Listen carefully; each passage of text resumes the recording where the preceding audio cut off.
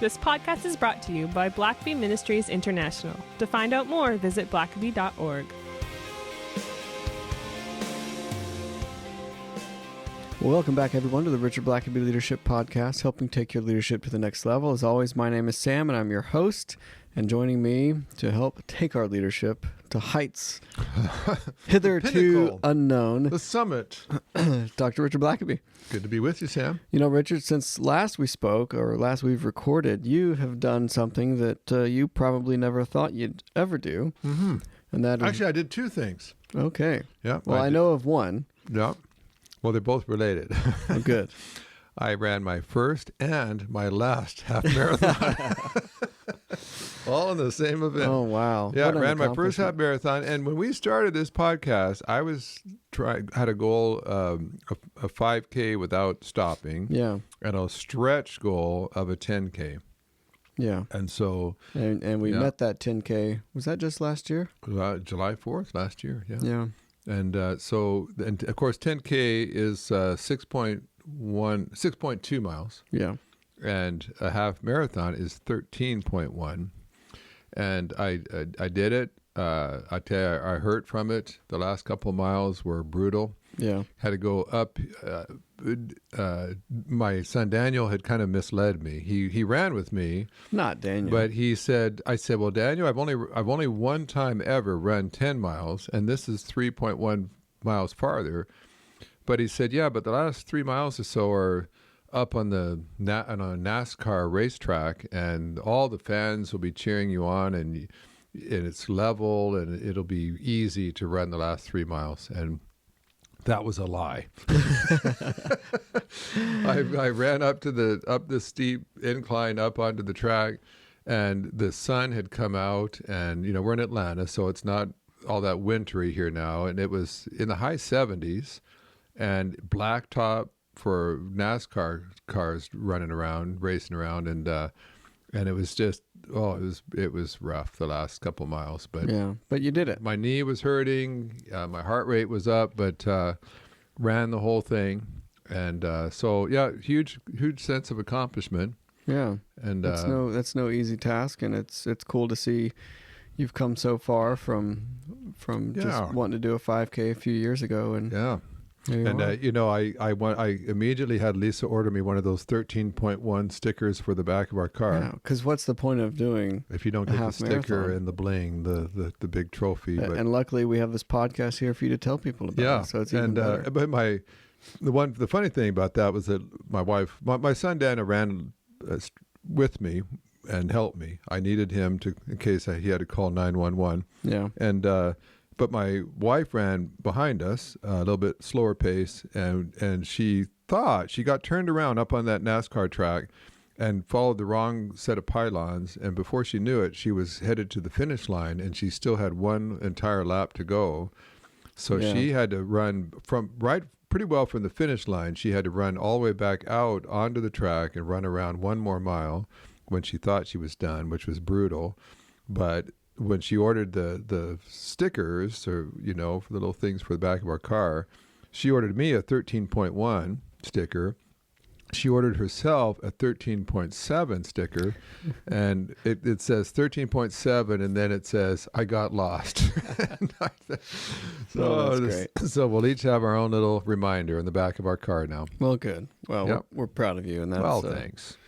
Well done. Oh, go on. Well, that's about all we have time for. And today we want to look at trials and tribulations that leaders face. And, these are the great levelers of ourselves. Yeah. We think we're something, or we think we're less. And time and tribulation reveals what's really going on. So why don't you lay this out for us? Well, and I should say, just this morning, earlier today, I did a devotional for a company called STI. CEO is Paul Spence, and I know he listens to this podcast. Now I'm going to do a shout out to him, because I'm going to I'm going to share some of the same devotional I did for him and his executive team this morning. All right, They so- Service America's Energy is their byline. So just recycling material. Recycling. This is called getting the most value for the same devotional. Yeah, this is now and then I'll zoom in and just do a devotional for a leadership team Yeah. of a company or a ministry, and I enjoy doing that when I can on this Zoom age in which we live. But I'd kind of done something fresh just this morning for him. So this is just a little slightly less fresh podcast, but. You work through some stuff. You think, But what you're going to get here, folks, is the bits that he really meant to put in. Yeah, I want another run at this. Yeah, this is really probably the better version. Right, new and improved. I've had the trial run, the tests. You've worked the kinks out, so now this is we're really. So now we're putting it out for the public at large. Good. I remember years ago, I grew up in Canada, and I remember watching people play hockey, and of course, little boys, especially in Canada, they watch the NHL, and they dream of them doing that, and they get out on the street with their hockey stick and play pickup games just with their boots on, and might go down to a local rink, and so I had moved to Canada a little bit later as a child, and so. Canadian boys learn to skate when they're 2 and 3 years old, and I was behind the game in that. But I always dreamed of one day playing a real hockey game. And so when I got into high school, our church had a hockey team, and it was it was a high level league. It was great competition and so on. And I had some guys in the church that helped me learn how to skate and play. And so finally, I got into a point where they felt I was ready for a real game. And so I actually went down and bought some hockey equipment. And I'll tell you what, when anyone who's ever played football or any sport where you put on shoulder pads and things, and you put your jersey over top, or you have a helmet, and like in hockey, you when you're wearing skates, you're even taller than normal. So like, I put all that on and looked at myself in the mirror, and I was impressed. Yeah. It's the awesomeness of my stature, and I'm like, I'm just going to crush these. You were hockey intimidating players. yourself. Oh, I was intimidated, right? Just at the mere sight of myself in the mirror, and so I could hardly wait to get to the game. And so finally, my very first game, all years I've dreamed of it, and I've speculated, and I've thought it through, and I've done all this stuff, but now I actually am in an arena. There's fans out there. My parents are watching, and I step out on the ice for the first time in the pregame skate, and I'm sure these fans on the stage, on the sidelines, are looking and saying, "Wow, who is that behemoth that just entered onto the ice?" And I'd hate to go in the corner with him. What an impressive sight! And I'm sure that people are watching me and impressed with me. And you can hear the oohs and the ahs. Yeah, oohs, and people are watching me. Like, what player did they that team just pick up? And the secret weapon. Yes, and so unleash the weapon. But I make one kind of loop around this warm-up skate, and our goalie was a very good goalie, very experienced veteran hockey player. He hollers my name, and he signals for me to come over to him, and I figure he's maybe wanting to ask for like some advice. He sees me there, probably wants me to protect the net, maybe play defense, so he feels safer with someone like me there. And he says, "Richard," and he signals to come over. So I saunter on over there to, trying to play this up, glide this consultation, smoothly. sort of, slide up next to him, and he leans over to me and he says, "You've got your helmet on backwards." I didn't even know how my helmet went on the proper way. I'm wearing it backwards, skating around in front of all the fans. So that quickly took me down. How much size. more intimidating were you, though? Yeah, when you got it around the right way. Yeah. So I want to just talk for a minute about the fact that I would say maybe even the majority of people have the wrong view of themselves. We all tend to look at ourselves with sort of rose-colored glasses, and there's a bunch of us who look at ourselves better than we really are, and then there are some that take a look at ourselves less than we are. Sometimes we overestimate ourselves and our ability. Sometimes we underestimate it. And one of the best ways to discover what's actually accurate, where you sort of calibrate your vision of yourself with reality is by living out your life and leading and experiencing adversity. And that has a way of sort of bringing you back to the reality of where you're really at. And I'm reminded of Dwight Eisenhower, who was a professional career soldier, had gone to West Point. Interestingly, he'd applied both at the Naval Academy and West Point, but he was too old to get into the Naval Academy, so he went into the Army. He's going to end up commanding the whole invasion of Europe against the Nazis, but only because he was too old to be a sailor. And so, but in the 30s and the 20s, not a great time to be in the Army. After World War I, they were, downsizing and cutting budgets and trying to not have to put a bunch of money into the military. So a lot of his friends are all going off into business and making a lot more money. And so he is a professional, kind of what they call sort of a staff officer, which means he's not ever really led in battle, but he'll be put to a post, and he's a paper shuffler and an organizer and a manager, and he knows all the rules and procedures, and he can follow them to the book, and he's a great assistant to the commanding officer, and keeps all the administration management issues in place. But he always dreamed and read about one day leading in battle. And it's not until about 1943 or so that the Americans finally get into active battle and combat in North Africa. And before they invaded Europe, they fought in Africa. And Eisenhower is going to be in charge. And finally, after all these years, he has an actual command. But he's up against Erwin Rommel, which his nickname was the Desert Fox, maybe the best general that Germany had.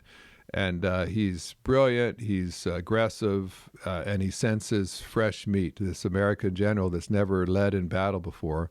And so at the Kasserine Pass, the Germans kind of set up a trap, and they're battling over occupying certain parts of North Africa. And basically, for the most part, Rommel spanks Eisenhower. Eisenhower's used to everything being done in an orderly fashion, and you follow procedures and protocols.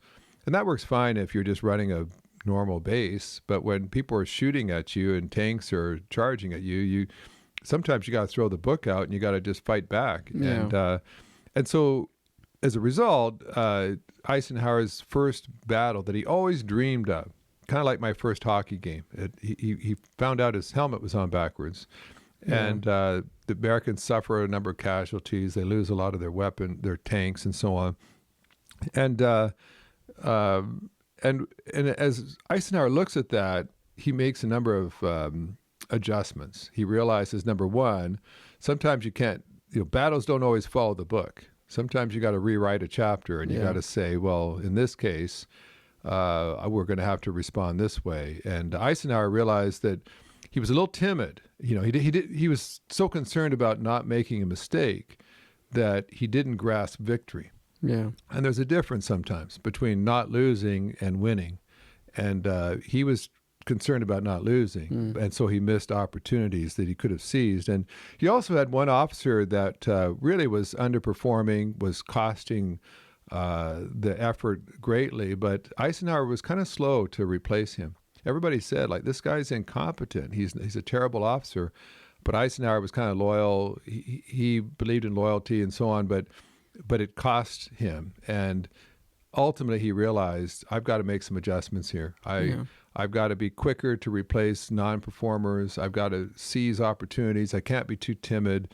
I can't just be carrying my book around saying, what does the book say I'm supposed to do? And he adjusted. And of course, ultimately he is the supreme commander invading Europe and leading to the defeat of Germany. And then he becomes elected president twice and ends up with a very successful career. But reality had to recalibrate him. Yeah. All the book learning in the world could not replace actual battle experience. And so that's why I find that with us, how you use the experiences you have, often the difficult ones, can mean the world in terms of your proper perspective and your growth. And there's a wonderful passage in John 13, verse 36 to 38 that I've always appreciated, and that's about Peter. And Peter is aggressive. He's ambitious. He's got a career ahead of him. He left the fishing business because he jumped into to being a disciple of Jesus, and he's planning on being a vice president, serving at Jesus' right hand was the Messiah, and he's got big plans and big ambitions. He likes to speak up and take the stage and have the right answers, and so they're having the Last Supper, and Jesus keeps referring to things, and it's obvious that he's planning to go somewhere important. Peter's not quite sure where, but if Jesus is going somewhere important, he intends to be there right at his side. Yeah. And so in verse 36, he says, Lord, Simon Peter said to him, where are you going? Jesus answered, where I'm going, you cannot follow me now, but you will follow later. Lord, Peter asked, why can't I follow you now? I will lay down my life for you. And Jesus replied, will you lay down your life for me? Truly, I tell you, a rooster will not crow until you've denied me 3 times. So here's Peter with an overestimated view of himself and his ability.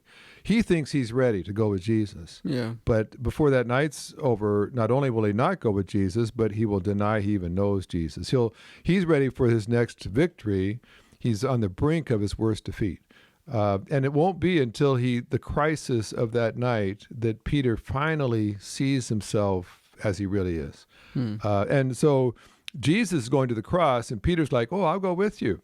And one of the principles we've talked about often is God tends to match assignments with character. And so if you've got a small character, he'll give you a small assignment. The worst thing for a leader is to have a big assignment when you have a small character to hold it up with. And so Peter's character's got to grow first. He's overconfident, prideful, boastful. He likes to compare himself to others, all kinds of character issues that are just not going to get him far in Jesus' kingdom. And so what's going to happen is after boasting that he can go anywhere Jesus wants him to go, Jesus says, well, okay, come with me to pray, Peter. And, of course, Peter falls asleep. Like, Peter can't even pray for an hour. It's like, you're going to lay your life down for me, but you can't pray for an hour? I'd say you're not ready yet. And by the way, in the Bible, oftentimes our prayer life is a pretty good indicator of what we're capable of handling. If we can't handle prayer with Jesus in the garden, we're certainly not going to handle carrying a cross and facing enemies. And then after the prayer time, a bunch of thugs come up with Judas, and Peter again tries to do what he thinks is right. He pulls out a sword, tries to take on a bunch of armed men, and Jesus rebukes him and basically says, put that thing away, Peter, before you hurt someone else. That's not what we're going to do here. And that really confuses Peter. He's already fallen asleep in the prayer time. Then he tried to do the right thing in fighting these thugs, and he gets rebuked for that. And then, of course, he denies he even knows Jesus in the next part of that story. And so he's just had a series of failures, and all of a sudden this boastful, prideful disciple is going out into the night weeping bitterly and realizing, I failed miserably. And that could have been the end of the story for him. In fact, when you see him in John chapter 21, he gets up and says to some of his friends, hey, I'm going fishing. And you almost have the sense that he's given up being a disciple. It's like, I obviously I don't have what it takes. And but of course, Jesus is very gracious. And even as he said here in chapter 13, he said, Peter, you don't have what it takes to go with me now, but you will eventually. And what Jesus was saying is, first I've got to grow you, then I'll use you. And if you're willing to let Jesus grow your character and your faith, your leadership ability, God can increase your capacity to lead. But he'll do that first. And with Peter, it wasn't until the hard knocks of life, the trials and tests of life, that he finally saw himself as he was. He saw how much help he needed, and he was willing to change. Richard and Daniel Blackaby will be at the Billy Graham Training Center at the Cove on May 17th and 19th, 2021. The title of this event is On the Move, How God Increases Your Spiritual Influence. You can find out more and register at thecove.org. Links will also be in the show notes. Well, Richard, I love the story of Peter overestimating himself, and it's fun to, maybe have a laugh at his expense. Well, I would never do that. But yeah, look out, duck, right after you say that. Exactly. But I love how the Bible often illustrates those lessons that we can learn through it, and don't necessarily have to learn an experience, but oftentimes we do. Maybe just as we close out this podcast, what else can we learn through time and experience and these trials that help shape and grow our leadership? Yeah. Well, I don't think God wants your trials, even your failures, to discourage you. God wants them to inform you. When you fall short, now you know yourself better. Now you know what you need to address and work on so you don't fall short the next time. Yeah. Don't just give up. Don't quit. Some of the best, most revealing experiences of your life are going to be the failures, the crises, when you were pushed right to the brink and you realize, okay, I caved there. I stumbled there. What would I need to address so I don't stumble the next time? And I always tell people, just exegete your failures, exegete the crisis. Maybe you didn't fail, but you just barely survived. I barely survived that half marathon I ran. Yeah. I was kind of limping in, and I realized there's a few things. If I ever were to do it again, I would do differently. I don't want to run it the same way I ran the last one. Yeah. So you set it up on the examining table and say, well, let me just pick apart what I did. Yeah. And there's a couple of good questions you can ask. Like after you get through a crisis, a trial, even a failure, you can ask three really important questions. One is, what did I learn about myself? Peter, if he'd asked that, what did I learn about myself through that? Well, I should stop bragging about stuff that I don't really know what I'm talking about. Yeah. And I'm much more vulnerable than I thought I was. I really need to step up my prayer life. I couldn't even pray for an hour. And next time I need to stay closer to Jesus and not get off in a courtyard where I can be tempted to deny him. And he'd probably have a long list. If you'd asked him, what did you learn from all that, Peter? He thought a lot about that. Yeah. A second question would be, well, what did I learn about leadership? Peter kept wanting to lead, but he did it by bragging, by boasting, by talking a lot. But really, leadership comes from action. It comes from following through with what you said. Yeah. It comes from a character that's solid and doesn't fall apart as soon as pressure comes. A lot of times people think they've read lots of books about leadership, but you don't really know leadership till you've led. Right. Because people don't respond the way you think they should. If I just say we're going this way, all the people will follow, and then try doing that and see how many people aren't following. So Peter could have unpacked that and said, yeah, I learned a lot about leadership. I thought I was a leader of the disciples, but John, that youngest disciple of all, was the only one that still hung around the cross when all the rest of us are running into the night. And the last thing you might ask is, what did I learn about God through this? And what he learned about God from Jesus was, he doesn't just beat you over the head when you fail. He says, okay, let's get back on our feet. And what did we learn from this? Yeah. One is stay close to God when you're going through trials. Know that he won't forsake you.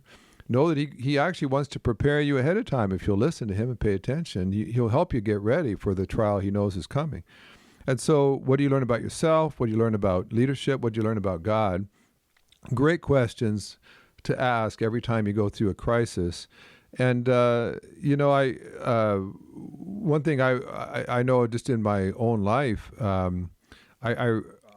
we don't like crises. We don't like trials.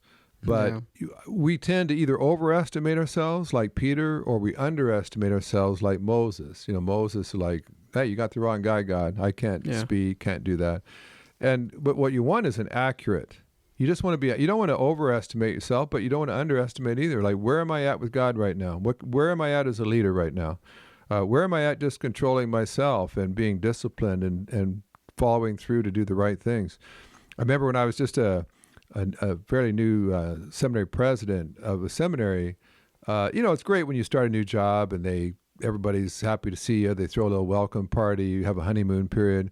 But then at a certain point, you have to just lead. And anyone can handle a honeymoon and an opening speech and a rah, God, we're looking forward to the days ahead kind of thing. But eventually those days ahead come. yeah, and then now you got to lead. And I remember things were kind of moving along all right, I thought, until one day I discovered that I learned some information that meant I was going to have to fire the most popular employee that I had. And that wasn't going to be well received by everybody. It was going to be very traumatic. It was going to be very messy and very painful, very difficult. It was one of the most difficult things, maybe the most difficult thing at that point I'd ever done as a leader. And it just chewed me up. And it was painful, but I had to keep, and I would, if I could do it over again, there's lots of things I'd do differently as I reflected on it, but I kind of plowed through and tried to do what I knew to do, what would seem best. And I remember when I got to the other side, I felt almost sick to my stomach, some of the stuff I had to deal with. But I got to the other side, and I'll never forget, my academic dean came to me, and he said, Richard, the day you walked in the door, you were the boss, that you were the leader. But he said, after watching you do what you've done, he said, now everybody sees you as the leader. They look to you as the leader. And I realized, even though it was the most painful thing maybe I'd gone through, by going through that and growing and calling out to God and seeking counsel and making adjustments, I'd grown through it. I wasn't the same leader I was before. And I was in some ways humbler, more realistic, more cautious, more aware of problems, more sensitive to how quickly something can come along and, rock the boat. And And so, I look back, and the times that I probably led the best, or at least came out of it as a stronger leader, were during the trials and the difficult times. And so COVID and this past year, we've all gone through unprecedented experiences, challenges. And, you can just sort of limp through that and just hold on to get to the other side. Or when these kind of COVID-like trials come, economic trials, political trials, we can look at all that and say, and so what am I learning about myself through this? How I handled it, if I had to lay off people, if I had to find ways to pay our bills. What did I learn about leadership and how to lead people through crises and help people stay calm and remain confident in the leadership team? And what did I learn about God as God took me through a very, very challenging time? 3 great questions to ask. All of us, I think everyone listening to this podcast in this past year have gone through some trials, tribulations, and tests. And the question is, what have you learned from it? How will you come out of it better than you've been going in? Well, that's great, Richard. I think something that really stood out to me was just the fact that we learn all these things about ourselves and we can grow from them. But all those people that we were leading are also watching, and they're growing as well as we face those challenging times and grow ourselves from it. So, and it's a dangerous thing when a leader's view of himself and his ability gets too far removed from reality. Yeah. And so I think you start to get too high a view, too low a view, your people are vulnerable. Exactly. And so life has a way of calibrating you again so that you're closer to the truth. And so don't be afraid of life and the tests it brings. All it does is reveal to you the truth. And leaders have got to deal with reality, whether it's pleasant or not, and if they're going to move their people and themselves forward. Make those adjustments and move on. Well, thank you so much again, Richard, and we'll see you next time. Thanks for listening to the podcast. If this is something you enjoyed, it really makes a difference if you leave a review and a 5-star rating on Apple Podcasts or wherever you listen. Don't forget to subscribe and share with your friends. We always love hearing from our listeners, so email us at podcast@blackaby.org.